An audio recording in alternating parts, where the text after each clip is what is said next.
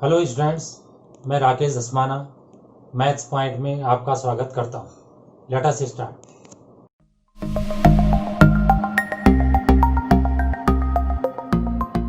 Twelfth mathematics के अंतर्गत देखिए exercise 7.6 integrate the functions in exercises 1 to 27।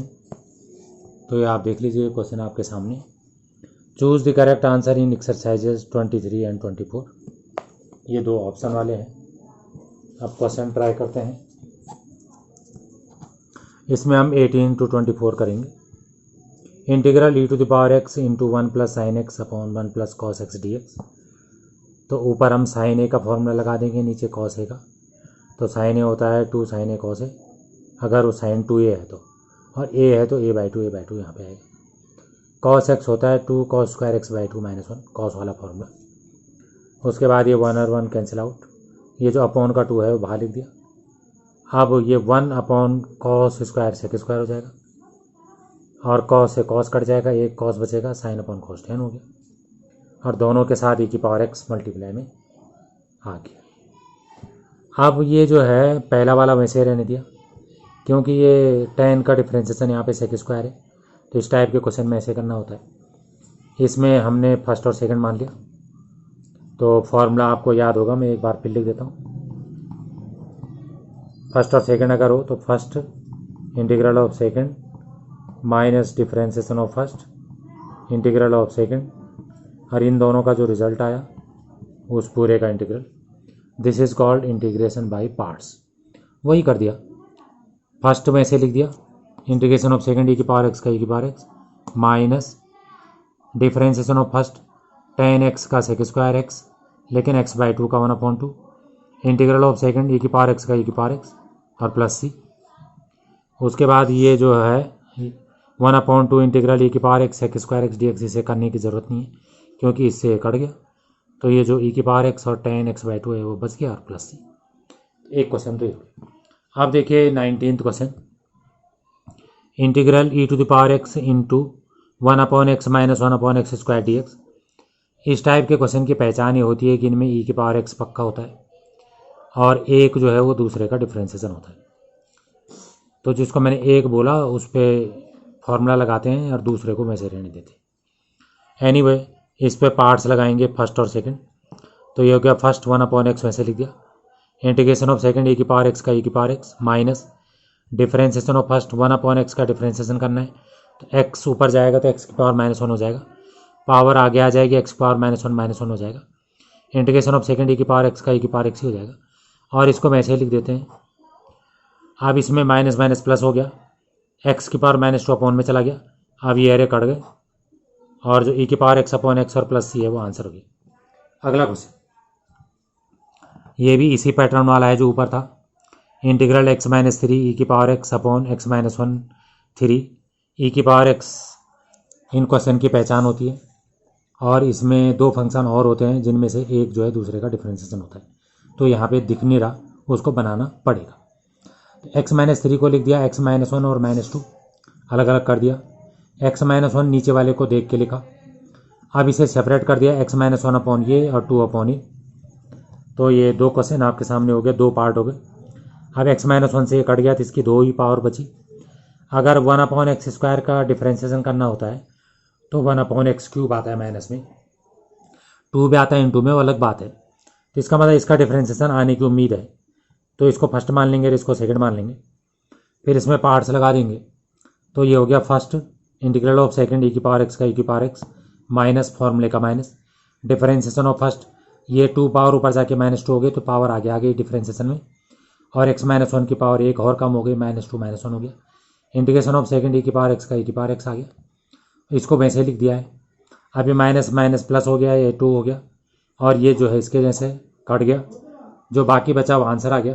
तो आंसर हो गया e⁻x/x-1 होल स्क्वायर और प्लस c। अब आप देखिए क्वेश्चन नंबर 21।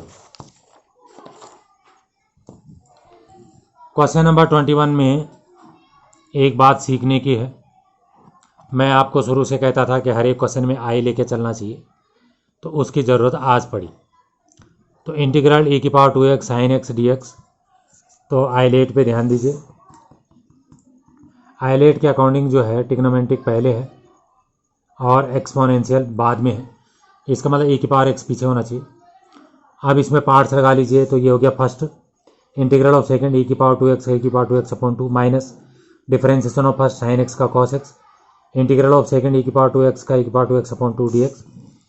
यहाँ से यहाँ तक वही लिख दिया, 1/2 बाहर कर दिया, कॉस x और e की पावर 2x पे फिर से पार्ट्स लगा दिया, तो ये हो गया first integral of second minus differentiation of first cos x का माइनस साइन x और इंटीग्रल ऑफ सेकंड e की पावर 2x का e की पावर 2x अपॉन 2, वो यहाँ पर भी करा था। अब ये वाला यही हो गया, ये 1 2 2 जा 4 हो गया, ये वही हो गया, और माइनस माइनस और एक माइनस बाहर है तो 3 माइनस से माइनस आ गया, 2 और 2 4 हो गया, इंटीग्रल साइन x और e की पावर 2x dx आ गया। अब ऐसे नहीं कि इस पे पार्ट्स लगा दो, इसको गौर से देखो, ये क्वेश्चन है, क्वेश्चन था इंटीग्रल e की power 2x sine x dx निकालना था, वही आ गया, इसलिए इसे आई मान लेंगे क्योंकि हमने पूरे सवाल को आई के बराबर माने। अब ये -1/4i लेफ्ट में आ जाएगा, तो आई पहले से इनका एल्सियम ले लेंगे तो 5/4i आ जाएगा, और इन दोनों में 4 कॉमन ले लिया नीचे और e की पावर 2x कॉमन ले लिया ऊपर। अब जो है 4 से 4 कट गया और ये आपका आंसर आ गया। इस टाइप के क्वेश्चन में सी जो है वो लास्ट में लिखना चाहिए। Next question, integral sine inverse 2x upon 1 plus x square dx। इसमें जो है x को tan थीटा रख लिया, जिसको फॉर्मूले याद होंगे वो एकदम समझ जाएगा। तो dx आ गया sec square theta D theta, तो रख दिया dx के बदले sec square theta D theta और x को tan थीटा रख दिया। अब 2 tan theta upon 1 plus tan square theta sine 2 theta होता है, जिसको याद नहीं होगा तो ऐसा करना, साइन थीटा tan थीटा को लिख देना sine theta upon cos theta, नीचे वही कर देना, तो ये हो जाएगा sine square theta upon cos square theta, तो ये ऊपर हो जाएगा 2 sine theta upon cos theta, और cos square theta plus sine square theta 1 हो जाएगा, और ये हो जाएगा कॉस स्क्वायर थीटा, एक कॉस थीटा कट जाएगा, एक ऊपर आ जाएगा, तो 2 sine theta cos theta sine 2 theta होता है। ऐसा भी कर सकते हैं जिनको डायरेक्ट पता नहीं। साइन पर से साइन कट गया, 2 theta sine sec square theta D theta आ गया, 2 बाहर कर दिया, थीटा और sec square theta D theta में पार्ट्स लगा दिया। First integration of second sec square का tan होता है minus differentiation of first theta का 1 हो गया, क्योंकि थीटा के रिस्पेक्ट में कर रहे हैं, सेक स्क्वायर का इंटीग्रेशन tan थीटा हो गया। अब इसमें 1 हट गया, tan का इंटीग्रेशन लॉग सेक थीटा होता है, ये पहला वाला वही लिख दिया। यहाँ पर मैंने सेक का स्क्वायर कर दिया, बाहर हाफ कर दिया, क्योंकि ये पावर आगे आएगी तो 2 से 2 कट जाएगा, फिलहाल काटना नहीं है, सेक स्क्वायर को 1 प्लस tan स्क्वायर लिख दिया। अब जो tan थीटा है उसे हमने x मान रखा, तो ध्यान दीजिए, tan थीटा अगर x है तो ये tan थीटा है उसे x लिख दिया, ये लिख दिया, यहाँ पर भी x लिख दिया, तो x स्क्वायर हो गया, और जो थीटा है उसे हम tan इनवर्स x लिख सकते हैं, क्योंकि थीटा बराबर आ जाएगा tan इनवर्स x। तो ये आंसर हो गया, where c is an arbitrary constant. 23rd question देखिए,